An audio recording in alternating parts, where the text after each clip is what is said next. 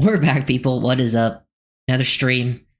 Gonna go over some wide receivers today because of the things that have been, kind of reported on. We'll see, and just wanted to, talk about receiver position because I haven't spent too much time on that part of the class, but so it should be fun to get through that. We'll go over other random stuff that I got pulled up here.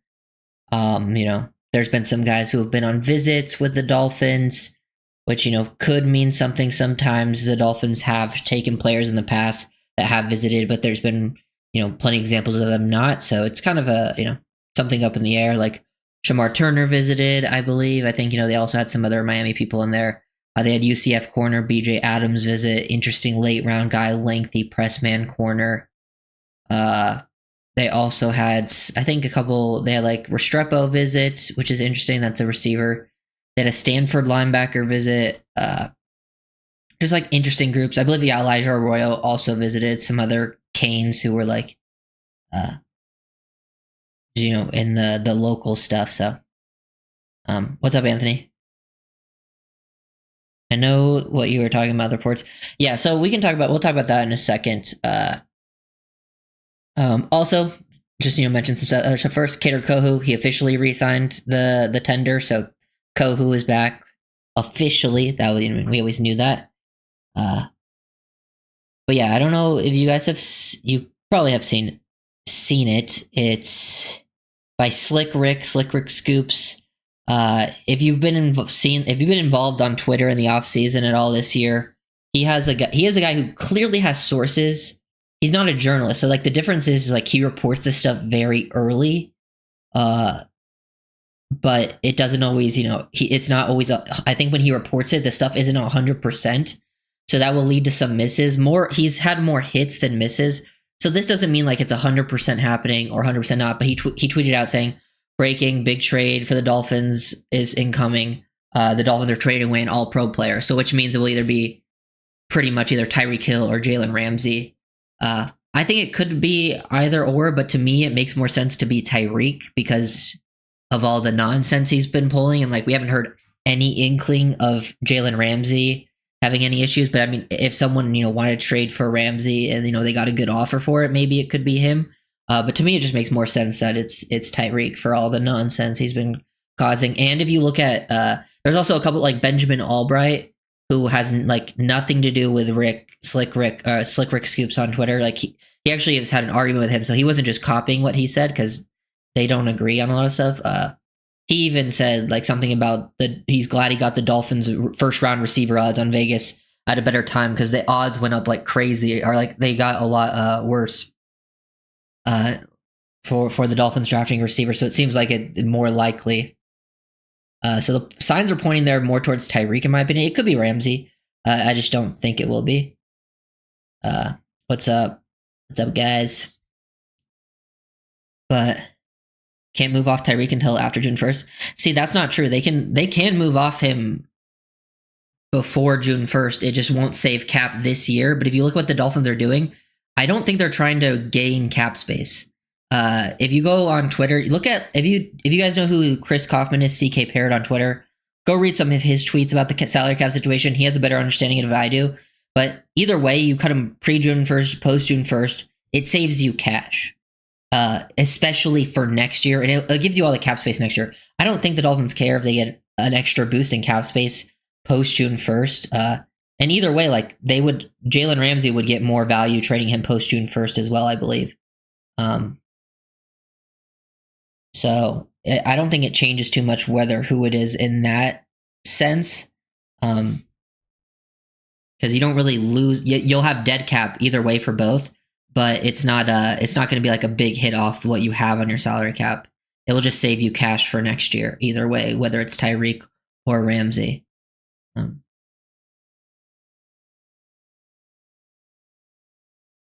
Yeah, Mason Taylor also visited. I'm not sure about Restrepo if it's one of the local visits or not, but I don't know. We haven't seen that many reported yet for the Dolphins, like visit-wise, like nowhere near the 30s. But maybe it's probably a local thing if I had to guess. Yeah. Yeah. Well, it just depends. Do they want to pick for Tyreek this year or do they want to wait and get a pick next year? Because either way, you get the salary cap. It's just you want to break it apart off 2 years or just get it all next year for losing Tyreek, or do you want to keep him? And he's causing all the problems. Like, I have no problem trading away pre-June 1st or post-June 1st, whatever it is. Yeah, Skunk. The cap, I don't think matters in this situation for this year specifically. It's all about the cash. I don't know how to explain it because I'm not a great salary cap guy, but CK Parrott on Twitter explains it very well. It's very detailed. But yeah, personally, I think it's Tyreek. It might not just end up being either of them because I'm pretty sure he reported this pretty early in the process, so we might not even know if this ends up happening at all for a while. But yeah, I got some things pulled up. We're gonna talk about this receiver class. Some interesting like websites I got pulled up. I just made a video on Emeka Egbuka. If you guys haven't seen that one, that was just good luck. I had the Egbuka video ready to go before even the reports. I actually posted this video of Jaylen Waddle the other day on Twitter.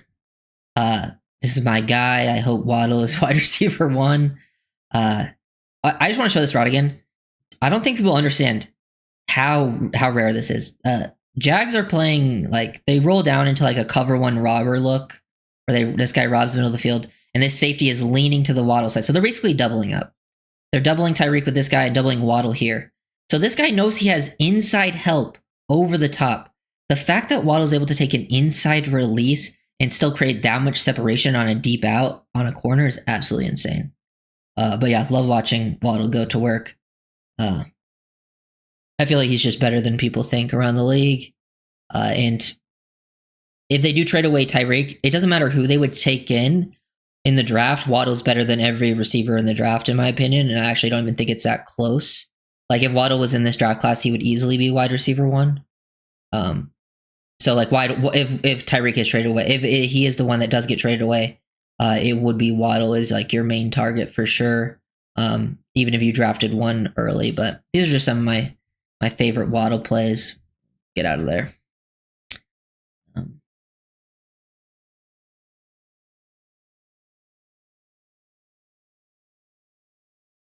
The cap, I do think the cap matters, but in this year, like, who also, like, they already have what, like 19 million-ish in cap space. It's not like they need to save more cap space for this season, because I don't think they're going to make any more like big signings, you know? So it's not like they just need to sign their draft class and like maybe make another couple small signings of free agency after the draft. So it's not like they necessarily need cap this year. That's why I think they don't care too much when it comes to trading away Tyreek pre or post June 1st. And either way, Ramsey, if they are caring about cap, then they would trade Ramsey post June 1st as well, because that would be a better situation. We trade Hill for another player of equal value. Personally, I hope it's for a draft pick. And I don't know what you're going to get out of these guys, because if it's Ramsey, realistically, you gave up a third for Ramsey, like 2 years ago? So his value is going to be less than a third round pick. Tyreek, we don't know. Tyreek, I feel like, is super hard to guess what he's going to get, because his cap hit's super high. He's always in, the news for doing something dumb. And he's coming off, I mean, it's clear he's still a very, like, an elite player, but he is coming off his worst statistical season in a while. So that might drop his value down a little bit. I think if his value dropped, it has more to do with the cap hit and the off-field stuff than his play last year, because it's still very clear, like, he's an elite player. I'm just hoping you can get, like, a round 3 pick for him. That would be amazing, but I don't know if that will actually end up happening.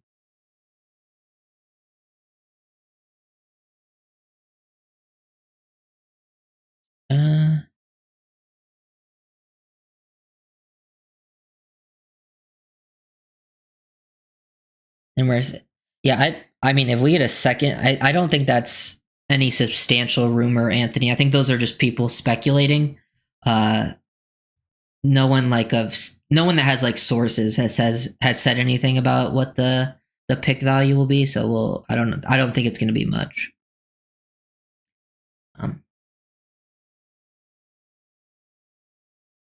Yeah, that play by Waddle is a great one. One of my favorite plays as well.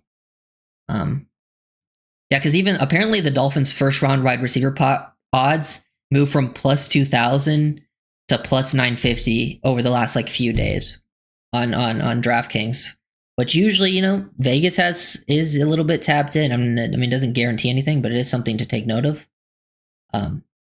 Now we can go through the top receivers and some other guys I think are fits. So let's talk about this. Another thing I've actually been looking at these like different, there's like this scouting school document that I have, and it's like a scouting school that like with all different like Google Docs from like the Jets and Eagles organization. It's actually pretty interesting. Like right now I have this thing pulled up called the Triangle of Success, and it's like the 3 most important traits that like for each position. Like for QBs, it has accuracy / anticipation, lower body / sturdiness and mobility, and then leadership / connectivity. For wideouts, they have suddenness / separation, playmaking, and then size / strength. Like if you're a slot receiver, it's suddenness / separation, but then football intelligence, instinct, savvy, toughness / durability. It is just interesting to look at what sort of teams are valuing in the NFL, especially as like the critical factors for positions, and those are the main ones at those ones. So for the first round receivers, I still don't think first round receiver is the most likely, but if Tyreek gets traded, obviously I still think it becomes a possibility. The Dolphins, it seems like they are, I don't think they're rebuilding. I think some people are saying it's a full on rebuild. I still don't think that's the case. I think they are trying to, you know, maybe do a little bit of a reset cap space wise for next year, and they don't want to overspend. That's pretty clear. But I still think they're trying to build a competitive team. But if they don't feel as threatened, which from their actions, maybe the regime doesn't feel as threatened about their jobs as the fans think it is, then maybe that gives them more leeway to go just best player available. If they think this year is just like, we're still going to try to compete, but it's not the end all be all.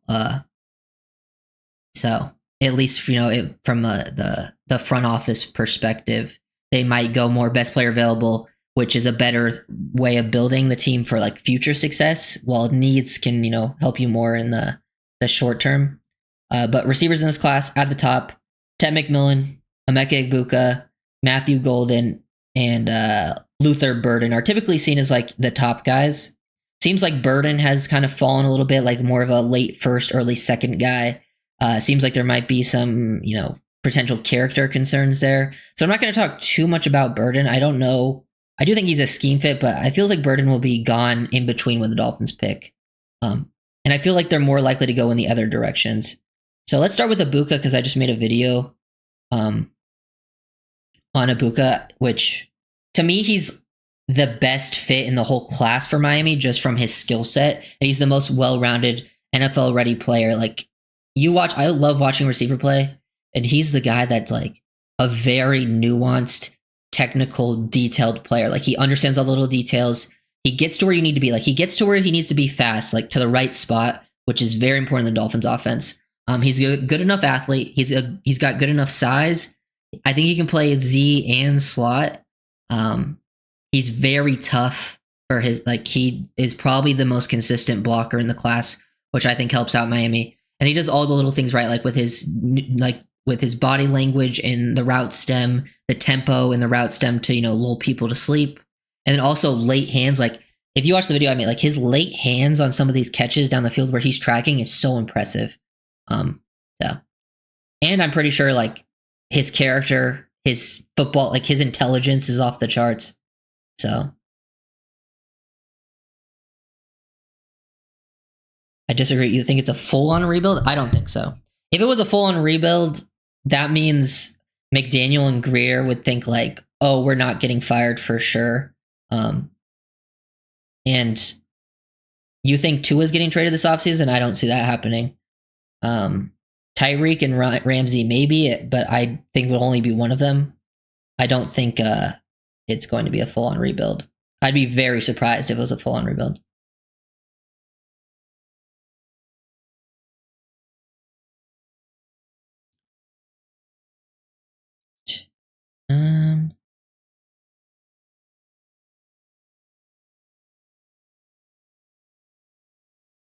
Am I the one who hates Ted McMillan for the Dolphins? I'm about to talk about Ted in a second. But Egbuka is probably my favorite fit scheme-wise out of the early receivers. Fits everything you need. And to me, there's not I'm thinking from like a GM perspective. From a GM, like you're kind of, I think a lot of times they think about their resume, their hit rate. If there's a guy to put on your resume that I think is for sure going to be a hit as a good player, Ibuka's that guy. He might not have the highest ceiling, and I don't think he's going to be elite, but he's for sure going to be like a damn good player. You know, you look down who you drafted, Ibuka's going to be checked off as like, oh, good pick, like that type of situation. Then there's Ted McMillan, which I think is probably, I think he's gotten a little like overthought a little bit. I do think he still has flaws to his game.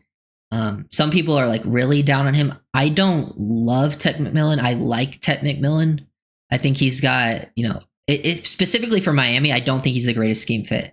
I can understand why people think like with Waddle, they complement each other really well because they're very different players. But I think when it comes to like the scheme and getting to a spot, like that's what the Dolphins scheme is about a lot of times. It's the timing, anticipation, being in the right spot at the right time is so important. I think McMillan is a little, you know, slow off the ball, can get a, you know, sometimes, you know, in his route stem, take a little bit wider angles than he should, which can be, you know, be a detriment to this type of scheme. But clearly he's a freak at the catch point, like his catch radius, his ball skills. He moves well for his size, got good toughness. He's not going to be the best separator, which we've seen. That's, I think the Dolphins like some separators. So I don't know if they're going to see him as a great scheme fit. It wouldn't be a pick I'm mad about per se, but I actually think I prefer Egbuka overall.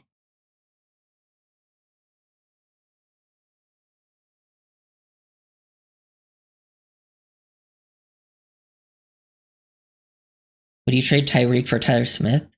I mean, actually, I would. Tyler Smith's a dog, but the Cowboys would not do that trade.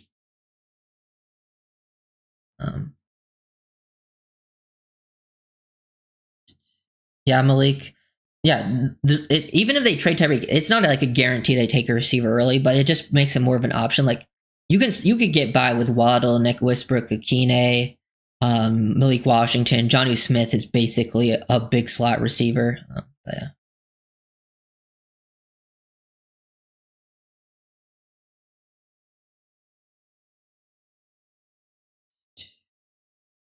But yeah, those, and then Matthew Golden, who has really raised his stock. I'm actually a pretty big Matthew Golden fan. I was a big fan of him before his stock even got raised. Like just watching his film, I know his stock got super raised because of the combine, and he had like a huge, strong end of the season.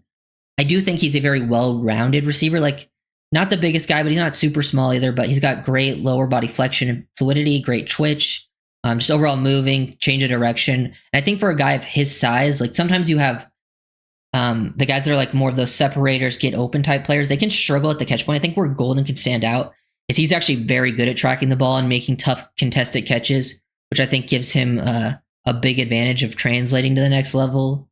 Good at like deceleration. That's a big thing with receivers. The ability to decelerate your throttle control, as I've seen people call it. Being able to decelerate and then reaccelerate is so important at the receiver position. Actually, more important, I think, than just like pure speed. A lot more important, actually. His hip sync's really good. I do think the 4.29 combine thing is a little bit like it's. I think he's fast on film. I don't think he's 4.29 fast on film. So like, it's, you know, maybe he bumped up his stock a little bit too much. But I do still like him as a player, and he's probably someone I could see the Dolphins being fairly interested in as a scheme fit perspective. Comes the other end. I feel Bird. I think Bird and Golden are good scheme fits too, but I think Ibuka, if the to me, Ibuka is like a perfect scheme fit in like what McVay does for the Rams, like the ideal scheme fit. And obviously McVay is also a part of the Shanahan style offense. They do things a little bit differently, but there's a lot of overlap. And I think if the Dolphins take a little bit from the Rams, which I think they should do when it comes to how they utilize their receivers, Ibuka is like perfect, man. Like absolutely perfect for what the team wants to do.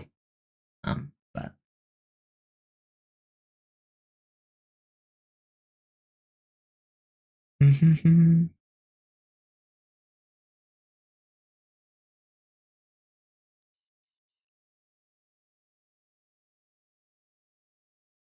if we, yeah, Waddle is gonna go crazy if we trade a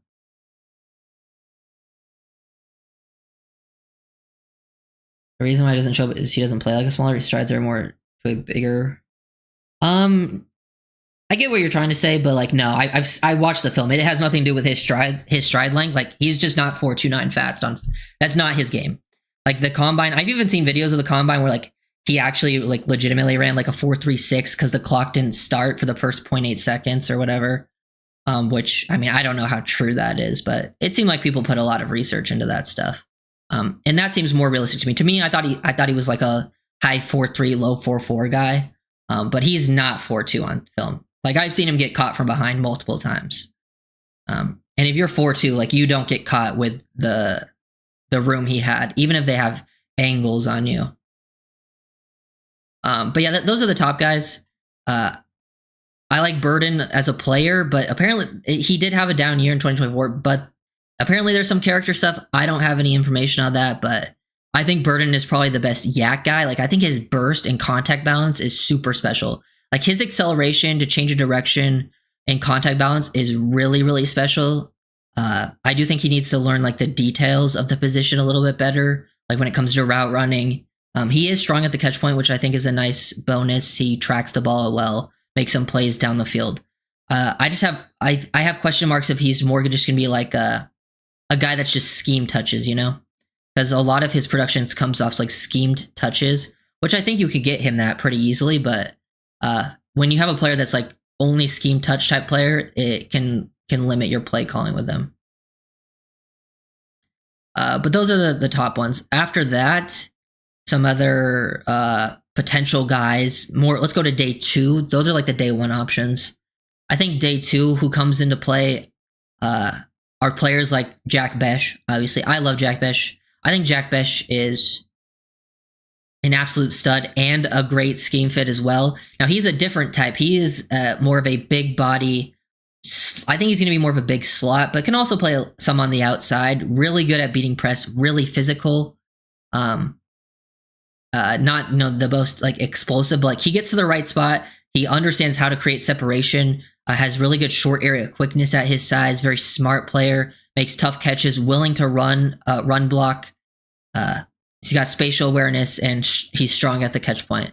I think Besh is like the ideal like big body scheme fit you're looking for, because the Dolphins have like a couple of different types, and you see them. Like you have the Tyreek Hill and Waddle type, and then there's the type that I think is more of a Jack Besh, and they added that in like a Nick Westbrook Akine. But Besh is like another kind of version of that. There's some other players in this class that are kind of like that can do dirty work slot stuff. You've seen it with the Niners with Jawan Jennings, the different types of players that fit the scheme. He would probably be one of my favorite day 2 options. There's some other people in here that we should mention.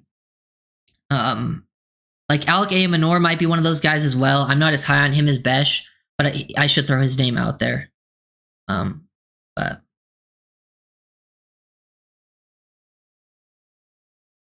anyway.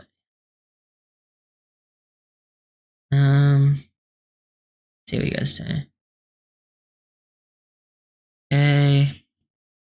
Yeah, I don't know what they're going to get for Tyreek if he's traded away. I don't expect it to be anything crazy. Like, honestly, if they got a 3rd round pick, I would be quite happy. If it's less than that, wouldn't surprise me. If it's more than that, honestly, I would be quite surprised, but pleasantly surprised. And who knows, it might not even happen, because even though Slick Rick has had plenty of hits, he's also had multiple misses. As I said, I think the difference is he tweets things super early, because he's not a journalist. So journalists have to, go through the process and like confirm everything and make sure it's like 100% this is going to happen. Well, I think Slick Rick like has sources. He hears that this might happen and he tweets it out. Because he's been right too many times for him to not have sources, but then he's missed too many to be like, okay, he's just 100% right. But it's pretty clear like he has the right. And it could also be Ramsey, like we talked about. How about Tyreek in 13 to get up to get Warren if he fell? That is a possibility. You could use him as like a trade up token. So they could wait till draft day to do that. I don't know who they would do it for. Like, I don't think they would do that for Tyler Warren personally. But would you compare Jack to Cooper Kupp? I've actually always compared Besh more to Nakua, but there is some Kupp to that game.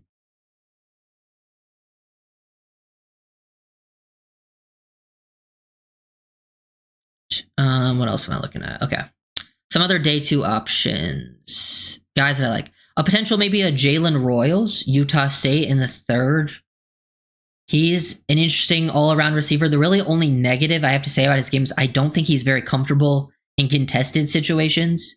I think he struggles with his hand catch technique in contested situations. But like all around, the rest of his game is like pretty good. Like his size and build is very interesting and actually similar to like a DJ Moore type, where like he almost has like a running back type of build a little bit. He's really good with the ball in his hands. He can run some routes. 3-level threat, can play inside, outside. He is a guy that I like a lot. Jaylen Waddle. Now, if you're looking, guys, for like to replace a Tyreek Hill, and you're not going to get a Tyreek Hill in this class, but if you're looking for that type of player, this is where we get into the Jaylen Knowles, the Kyle Williams on day 2. Who Jaylen Waddle, Iowa State. He is a slot Z receiver that can spread the field. He's got good tracking. A little undersized, but he quick twitch route runner that uses tempo well. Can spread the field vertically. Excels in short area. He's okay through contact, not great, but not horrible either. But good tracking ability, can make some downfield plays. Can play, I think, within the scheme as well. And then Kyle Williams. So I believe they brought Kyle Williams in on a visit, if I'm not mistaken. And Williams has probably had his stock raised as much as anyone in this class. And his film's fun. Like he's a good player. Like let's see if I have some of This is from No Flags Film, James Foster on Twitter. If you guys don't follow him, I would follow him. He does a lot of these fun cut-ups. I do think Kyle Williams has like one of the best release packages in the game. Like his ability to mix tempo, his footwork to create separation. Not the biggest guy, so I don't think he's the greatest at the catch point, like I mentioned, but he can spread the field vertically. He's got good speed, athleticism. And I think this, like, if you hear McDaniel talk about releases, he talks about there only being like a couple ways to release. And the way Kyle Williams releases, because McDaniel used to be a receiver coach, Williams uses a lot of those releases where it's very effective, but it's very quick. Like it's a lot of split releases. Where you give yourself like a 2-way go, and you either go one way the other way, or you mix up the feet and then you create that separation. So I wouldn't be surprised if they liked Williams a lot. For like the smaller guys. Some other potential options are we'll go to the bigger body guys who are more X type receivers, because we talked about Jack Besh and Ao Minor, but they're more like big bodies I could see in the slot. But the more X types are Jaden Higgins and Savion Williams, who I think a few of you have mentioned. I think both would be good scheme fits. Both would complement. I actually think both would be better fit schematically than, say, a McMillan, just due to how their play style a little bit. And McMillan's more of that first round X. But Higgins, he actually does really well. He's really polished. Higgins is the clear, like, polished X receiver in this class. Doesn't waste a lot of time. Very strong at the catch point. He's not much of a separator. Like, he makes a lot of contested catches. But, he'll go out there. I wish he was a better blocker for a bigger guy. That would be nice. So that kind of hurts him a little bit. He's going to go day 2 for sure. Now, Savion Williams is a little more tricky. I'm not as high on him. I do think he is someone McDaniel will like for sure. His usage, his skill set. He is a guy you have to scheme up touches because he's very raw as a receiver, like needs to learn the details. But for like a 6'5" guy that's like 220 something, like this guy moves really well with the ball in his hands. Very versatile player. Like they give him wildcat snaps. He's lined up at tight end, receiver. Teams will try to get him going at X. His drops are really weird because you'll see him make like highlight catches, but then you'll see him drop like easy passes. So consistency is the key with Savion. I think he's more of like a early day 3 guy, but I'm gonna guess just based with his tools, he's gonna go day 2. Yeah, that's kind of just how I see that happening with those receivers. The receiver class it's not as strong, I think, as the other ones, but it's got pretty decent like depth to it. It's just not a lot of top end players. Like I don't see many wide receiver 1s in this class. I see a lot of guys who will probably be wide receiver 2s, and if they do become wide receiver 1s, more like low end wide receiver 1s.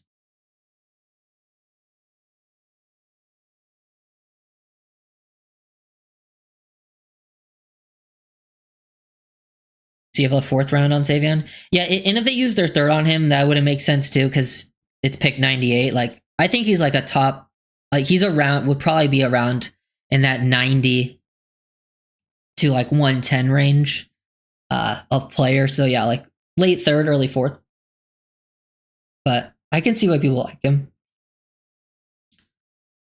But that's probably it for like that area. I think, because then you get to like day 3. And this is where I think you start getting to guys like Isaac Tesla, the Arkansas receiver. He might be a little bit of a later option, but another big body guy that can play slot and X, has the size and physicality and the athleticism to be a blocker. He is like a McVay type receiver for the Rams, and I think the Dolphins can use some McVay type receivers. He's got great athleticism, really good ball skills, body control. I like Tesla. He's a fun late round option for sure. Oh, I also didn't mention Trey Harris on day 2. I wouldn't be surprised if they like Trey Harris from Ole Miss. But back to day 3, Caden Prather. I think Prather would be an interesting outside X option on day 3 from Maryland. Ty Felton, the other Maryland receiver, seems like he might go higher than I'm expecting to, just from what I've seen people talk about. They brought in Restrepo. I mean, if Restrepo falls because of the 40 stuff, I don't mind taking Restrepo somewhere late day 3. Then there's some other late run options. Dante Thornton Jr. from Tennessee. If you want a long, big, fast receiver that can spread the field vertically, that's him. Nick Nash from San Jose. Big slot. He's also kind of fits into that scheme where you get a big slot receiver who can make some tough plays, is pretty smart, can do dirty work. I kind of like, those guys as fits. How raw is Isaac Tesla? He's a little bit raw, but not as raw as I was expecting. There was some times where like he was running some pretty crisp routes, but he just needs to find some consistency because he has some wasted steps at times. But it's clear like he's a very good athlete. Pat Bryant, Pat Bryant's another name. I don't love Pat Bryant personally from what I've seen, but he is another like bigger body type guy. Ricky White, if you want a special teams player at receiver. Ricky White, I think, has blocked like a lot of punts in his career. I mean, there's a lot of names here that we can talk about. Okay. What do you think about Lathan Ransom? I like Ransom in like round 4.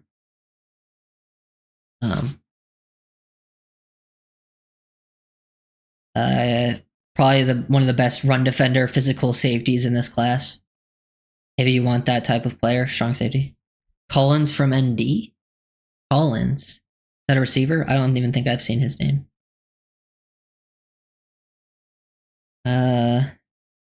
We need to draft Will Howard. I personally don't want to draft a QB in this class. I would wait till next year to draft quarterback. I just don't like this QB class. Unless someone falls farther than expected, which never really happens at that position. Hopefully Ezukanma, yeah. I think the Ezukanma thing is done. I don't think that's gonna happen. But I would love for it to. Because they already put him on the practice squad last year, and that doesn't sound too good for their faith in him. If they're willing to let him go to the practice squad. Did you guys see Nico Iamaleava, the Tennessee quarterback? They're letting him go because he wanted that money. I wonder who we'll have to watch this year at quarterback. It's probably the best thing for both parties, to be honest. Because if Nico wants to be an NFL quarterback, he should go to a team where he actually runs at least some NFL concepts.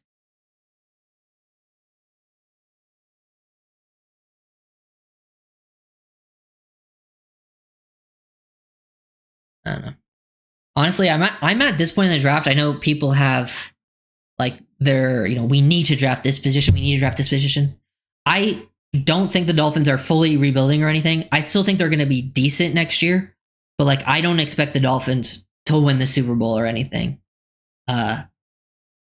So to me, I'm just going to the draft and I'm getting the best players available because after like this year you have your clear needs, but I think after next year you could have a need at any spot depending on how the year plays out. Like needs can change so much that I'm going into the draft and I'm just taking the best players at pretty much every spot. Maybe there's a few positions I avoid, like quarterback, even though quarterback's one of those positions that's rarely ever best player available because it always gets, taken as a reach. And I'm not saying, takes like special teams players or you need to take like a running back super early. But like most positions other than those, like I'm just taking BPA. Could be safety, it could be linebacker, it could be receiver, tight end, O-line, D-line, corner. Just take the best player available. Dolphins aren't good enough at any of those spots anyways.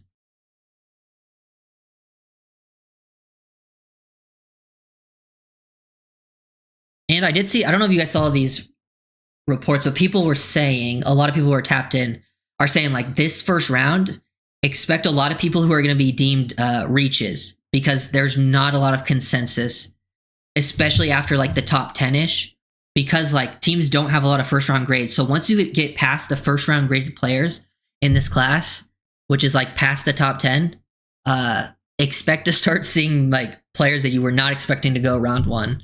And that seems to be like the one thing people are saying about this draft class that are tapped in is it's going to be very unpredictable. And also teams are not looking to trade up. The trade down value is not there. So like for people that want to trade down, I don't think it's going to happen. It seems unlikely. Also, oh yeah, I don't know if you saw this. There's like this new thing called NFL Draft IQ on the NFL site where they have like a draft. It's like a draft preview and it goes through all like the things. They have like a likelihood we trade up, and that's 2 stars. A likelihood we trade down, which is 1 star. Quarterback need they have at 2 stars. So it seems like we're not too likely to do any of those things. It shows our draft picks, our future picks in 2026. It shows like who's been getting taken in mock drafts a lot, like our team needs. It seems like Jade Barron, Kenneth Grant, Will Johnson, Kelvin Banks Jr., Malachi Starks. Those are all like the NFL mocks that have happened. Has these guys as top draft targets: Will Campbell, Ashton Genty, Will Johnson, Armando Membo, Malachi Starks, Nick Emanwari, Jade Barron. I don't necessarily agree with all of that list, but most of those players are pretty damn good. It has like percentages. It's pretty cool. At least it's nice to see, the NFL site trying to do some different stuff that is, interactive.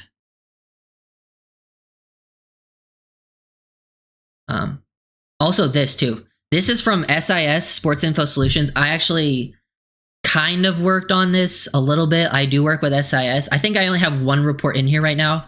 But if you look at this is their draft matrix. This is what a lot of, this is an NFL-style big board to everyone. This is kind of how a lot of teams do it. They have the positions across the top, and then they have their grades. 7+ is typically like very good starter plus. A 6.9 to a 6.7 are like solid starter level, and then like the higher it is. They only have one person with 7+, and that's Travis Hunter. They only have one person with 6.9, that's Mason Graham. I don't necessarily agree with all this list, by the way. Like I only wrote like a couple reports for them this year. I think it was like some late round guys because they usually have like their main team doing the stuff, and they have like other people. I think I wrote one on Jake Majors, the Texas center, and it's nothing too crazy there, just some notes on him. But it is interesting. I like seeing this style of board. This is what it looks like. They have their draft big board as well up top, where it just goes straight down the line.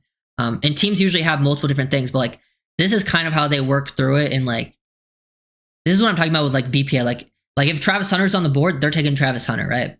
If Mason Graham's on the board and Travis Hunter's not, they're taking Mason Graham. But then you get to this one, 6.8. Say 6.8 are the best players on the board, and it's all of them are on the board.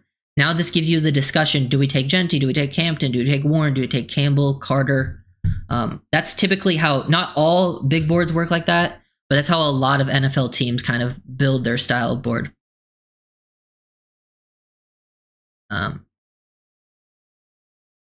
But I do most, because the SIS is like the Sports Info Solution stuff. They have like people working in like, I think it's in like Pennsylvania, and a lot of the people that are working in building do a lot of this stuff. I go to the Tennessee games for most of my work, but I did help them remotely with a little bit of scouting reports. But I think so far they've only input one of them. We'll see if they don't have time to input all the late round guys, but yeah, we'll see. I think this draft is going to be, that's why at this point, like, I just want to draft players that I like a lot, because this season can go in so many different directions. Really good. Like, I wouldn't be surprised.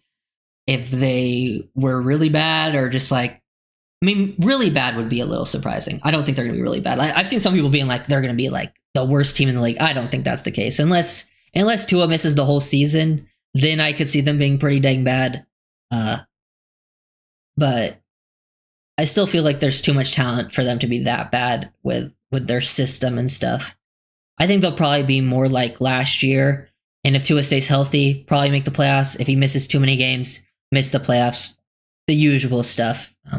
Also, though, the draft will be interesting. I'm kind of just like that's what it comes down to, like building the right team around the right players that are hungry, build the right culture, and get actual talented guys. That's why this draft's so important in the long term. I feel like Kobe Bryant's gonna be a sleeper. I actually think I'm gonna make a Bryant video. So, and I do like Bryant. There will definitely be options at 13 for sure. Yeah, war room boards are vertical and horizontal. Yeah, and usually they have like multiple versions of boards. Not just like they usually they'll have a stack that's just like vertical. Teams will have a stack usually, where it's just like they rank from 1, 2, 3, 4, 5, 6. But then for the most part, they work off that board that I just showed you, the one that's vertical and horizontal.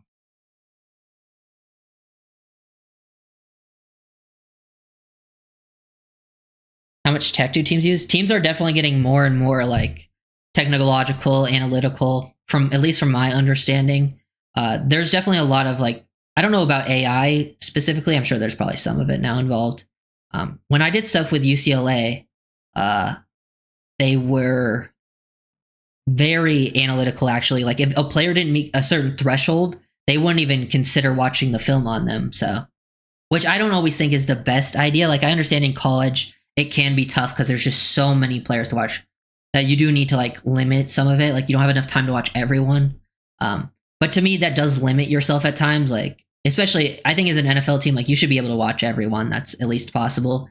Even if they don't meet your criteria, I think it's, it's bad business to just completely dismiss someone because, they're like some of the things they would do, like it would be like their knee length to their ankle or something, to like they would use that measurement for something. I forget exactly what it was, but it was interesting. Cal Crab is doing a nice fin specific horizontal and vertical board. Yeah, for I don't have it done yet, but when the draft comes around, I'm gonna have some kind of version. I think I'm gonna have a board. I'm going to make a board for sure. I'm going to make my top, like, I'm going to have my favorite list of just players, like guys I like, but then I'm going to make a board for like, I think every day, like day one, I'm going to do like my options, like, and just rate them. Like, this is who my top options are at 13. And then day 2, I'll do another board with whoever's left for day 2 and etc. Day 3, it might just be like, hey, these are the guys I like on day 3, but because there's a lot of options, but I'm going to do something like that. And I'm going to have like scouting reports pulled up. I think once the Dolphins draft someone, I'm going to have like a report template up where I just like have the strength and weaknesses. Obviously, I'm going to make film breakdowns separately, but like on stream, I'll show like the reports. Maybe some film will be pulled up with it, but just get my thoughts written down completely on the player. Would love your yeah, I saw your comment, T, on them. I did respond, I believe, but so Marcus Ware, I'm going to make a video. I did find some film on him. Someone made a cut up, so I'm going to use that cut up to make some film. I do think he is interesting. Luke Newman, there's like no all 22 that I can find on him. He does look interesting in like a scheme fit for Miami, that from Michigan State, I believe, and he was a transfer from a smaller school. But they both definitely look intriguing, like movers that can run block, and those are kind of what I'm looking for at guards. I just wish I had more film on them for sure, but I do plan on making a Ware video.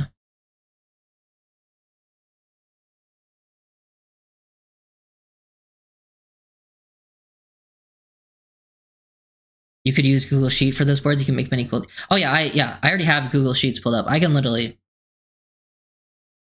let's see. Like I already have like some of it, like, kind of ranked out. Like I have a Google Sheets board pulled up right in front of me. That is like, I have a lot of players written down, but some of them will move around. Like it's not a finalized board, so I don't know if I want to show it yet. But yeah, Google Sheets is a fun format. I have a lot of things on Google Sheets. That's usually what if I'm reading off something, it's on Google Sheets. Like I have my notes all on Google Sheets, my ranking and big boards. Google Sheets is very nice.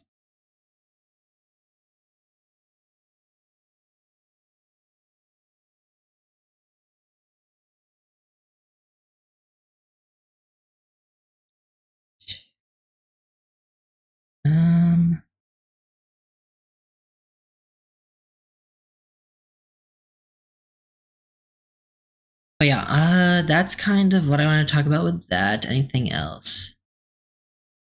I said that, yeah, it might just be a BPA level draft. I wouldn't be surprised if there's some surprising picks for Miami made that maybe people weren't expecting at certain positions, just because that seems to happen every year anyways. You never know how the board's going to fall.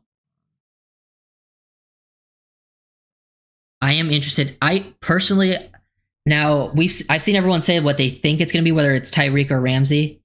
But I'm interested in what you guys, who would you prefer? Preferably, I would prefer if it's Rams, or not Ramsey. I would prefer if it's Tyreek, just because of, I think he's more of a headache and ruining the culture. And it honestly is just, I don't like him as a person, obviously.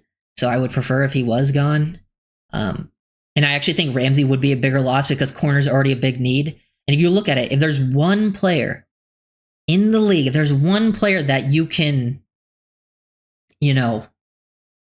take and have potentially replace what Tyreek Hill does to at least the highest extent a player could, not named Tyreek Hill, it is Jaylen Waddle. So it's like, you can kind of replace Tyreek with Waddle. Maybe there's a little bit fall off there, but Waddle's also like a much higher of a character person. And I think Waddle and Tua just have higher chemistry, which is also nice. Like Tua and Tyreek were actually off page a lot last year. And then it might allow your offense to be a little more balanced as well. If you get rid of Ramsey, that just means now you need two corners. For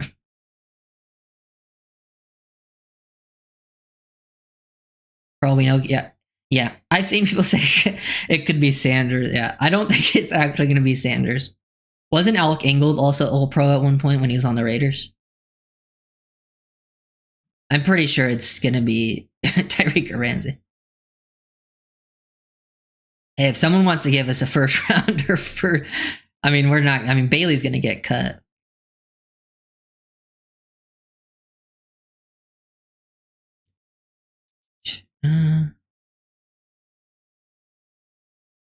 All good coaches know that a distraction is not worth having on our team.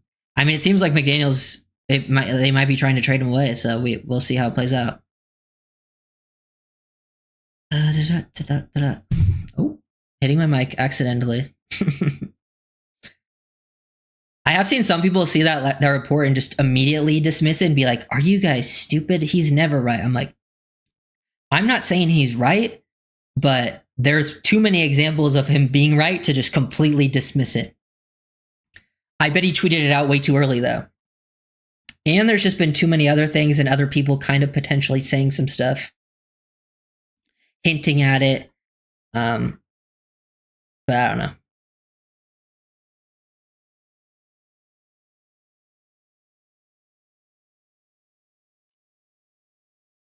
Looking forward for your stream. Yeah, I'm very excited, Pedro. I just love the draft in general, and we're going to go. I feel like we've talked, there's certain picks that are going to change the outcome, I think, of the draft for Miami. I think the Raiders is very important. I think the Raiders where it really starts to change, because I have a pretty good feeling at least how the first 4 picks are going to go. And then the Jaguars, I think, are going to go. The Jaguars could change up the draft too, but I don't think they're going to take necessarily the players I'm looking for. The Raiders could, though. They could go and take some of the corners, I think, potentially. And then after that, the Saints is important. Will the Saints take quarterback? Because we saw that there's a Derek Carr injury. Shedeur Sanders to the Saints becomes a possibility. Remember when we did that fake mock the other day, like where we tried to predict? Yeah. I think that would be a good thing. 2 quarterbacks going. The Niners will be important.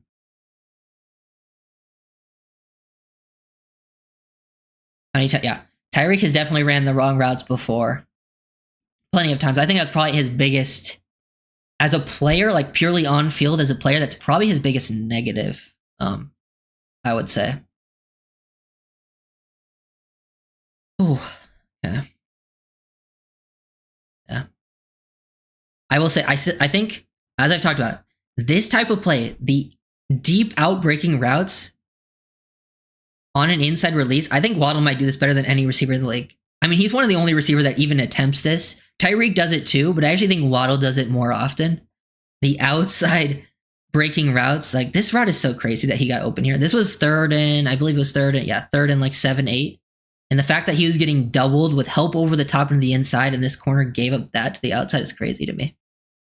Let's see what else we got here. Some fun Tyreek stuff. I mean, this Patriots game, he dominated this Patriots game. Where's that one play? This play versus the Jets, the one game Tyreek didn't play 2 years ago. Was it 2 years ago or was it last year? I think it was 2 seasons ago now, right? But it was the one game Tyreek didn't play because of injury, and Waddle had to take over. And he had a very good game. Yeah. Yeah, the first 2 plays there are outbreakers, but we don't throw those.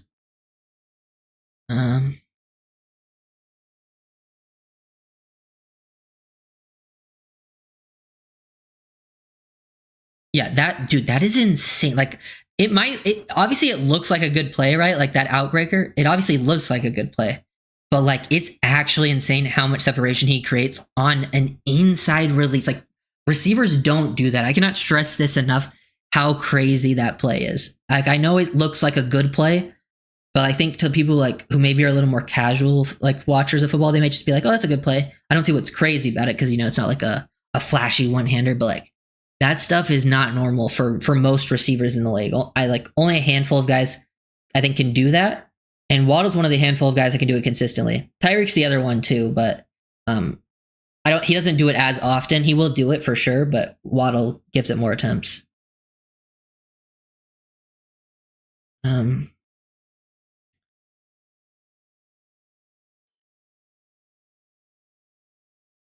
Yeah, the Jags have new representatives. It is kind of hard to predict what they're gonna do. Oh, I'm dropping frames. Perfect. I didn't drop frames all stream. Jamar Chase is the new Tyreek. Is it true that Waddle runs outside across leverage to win, but what contributed to his steep decline in production when on the field? I would say when it comes to this past year, what contributed to Waddle's production is he struggled with some injuries, and Tua missed 6 games, which was I think the 2 biggest thing is when Tua wasn't there, they didn't throw the ball. Tyreek wasn't productive, and it wasn't like Tyreek and Waddle suddenly became not that good anymore. It's just the quarterback play when Tua was out was really bad. And also, I think the Dolphins' failure to run the ball actually hurt the offense as a whole. So even whether Tua was in or not, the Dolphins reached a point in the season after like week 5 or 6 where they could not run the ball because of the O-line. And when you can't run the ball, it makes it so much harder to open up the Dolphins' offense. So I think it was a lot of outside factors. Less so to do with Waddle himself and Tyreek too, who both had down years. And Waddle's just not he wasn't the main target either. It's hard to be the main target when Tyreek's the other receiver.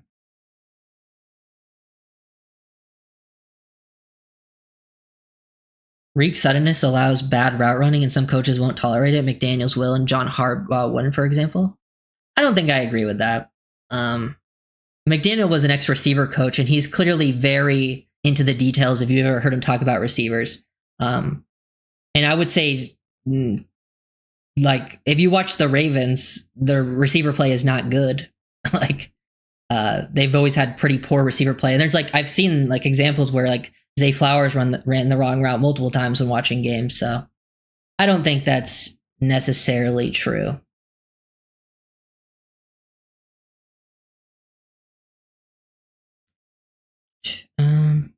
It seemed Jonnu and Malik to get open when Tua was out, so they didn't. Yeah, that's why Jonnu always had success, is because Jonnu is a player that you do try to scheme touches no matter what. So you can still scheme him up a lot of those plays.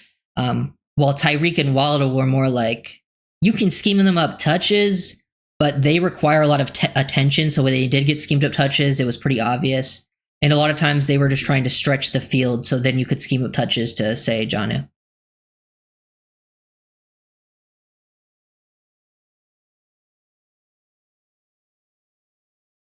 But yeah, will be interesting to see how the draft plays out. Yeah, there was this mock draft. I've seen people give us Kelvin Banks Jr. again in some of these mocks more often. Not my favorite pick, to be honest, but because PFN tweeted a 7-run mock draft, they gave us Kelvin Banks in the first, which I don't. It's like it's not the worst pick, but it's not my favorite. And then they gave us Donovan Jackson in the second. Like, if we're gonna get Donovan Jackson in the second, we don't need Kelvin Banks in the first, because Banks would start at left guard. Like, I think people think like Banks would start at left tackle for the Dolphins. I don't think he would. He would start at guard if they drafted him. But Jackson would also start at left guard. So it just feels like kind of redundant back-to-back picks. Even though they're both not bad, obviously. I would much prefer Donovan Jackson at 48 than Kelvin Banks at 13. And then they gave us, who they gave us at 98? Let's see. They give us DJ Giddens, the running back, at 98. Weird draft for Miami. And not a direction I think they go. I don't think they take O-line super early, like first round. And I don't think, if they take a running back, I don't think it'll be DJ Giddens either. I don't think he's necessarily their type.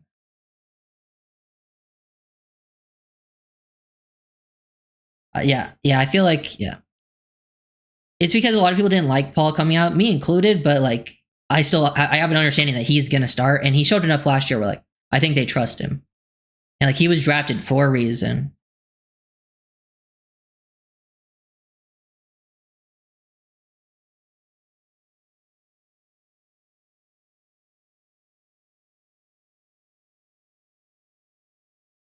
Oh no, yeah. Waddle's biggest negative is his ability at the catch point. Like, he does unnecessarily jump. But like, I was just, I think you were the one that asked me about the dip in production. I don't think the drops had anything to do with his dip in production, because I think the drops stayed relatively similar. I think the outside factors are what happened to be his dip in production. Because that was what was different. I think the drops have still stayed the same over the few years. Like, he can still be very productive and have those drops, or he can still jump at the catch point unnecessarily at times. But I don't think that's why things changed necessarily, if that makes like more sense.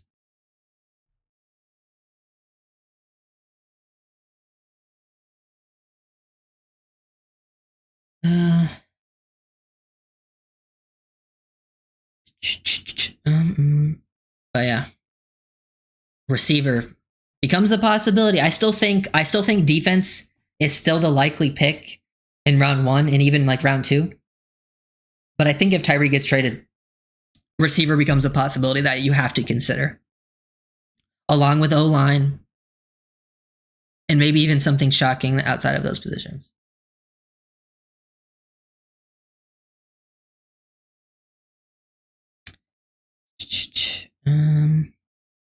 But yeah, any questions, guys? Oh, I got stuff pulled up. I don't need pulled up. Okay. Come on. Someone tweet something about something happening. Be funny if it happened while I was live.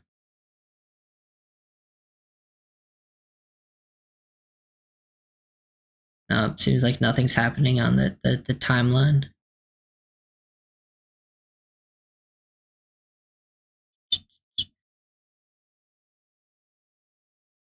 Damn. It is funny to see people already just like, they've already given up on the season. Okay, what are you guys saying?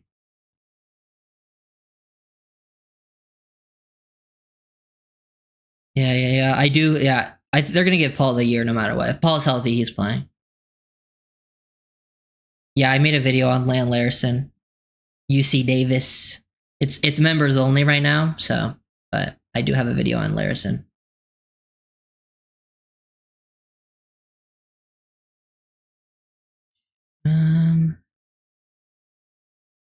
Go here.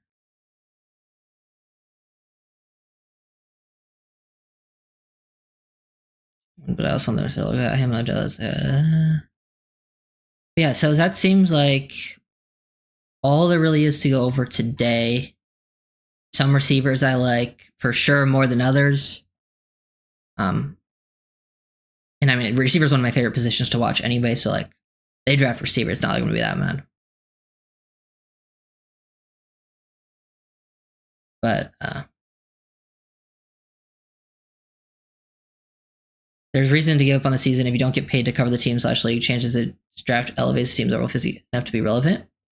I do think the draft can change things for sure. I don't think it's going to change anything drastically. It depends obviously how it plays out, but I still think the team will be competitive. I can understand why, but as a fan, why even be a fan if you're going to give up on a thing and not even enjoy it before it even starts? Doesn't make any sense to me. But that's the nature of it. Is I understand. From my perspective, I would love if the Dolphins win. Yeah, it helps my channel out because when the Dolphins are winning, the people view way more. But I just like watching the young guys succeed. I think there's always something you can find out of it. It's just still so early in the process. I've seen people give up on the season before free agency even started.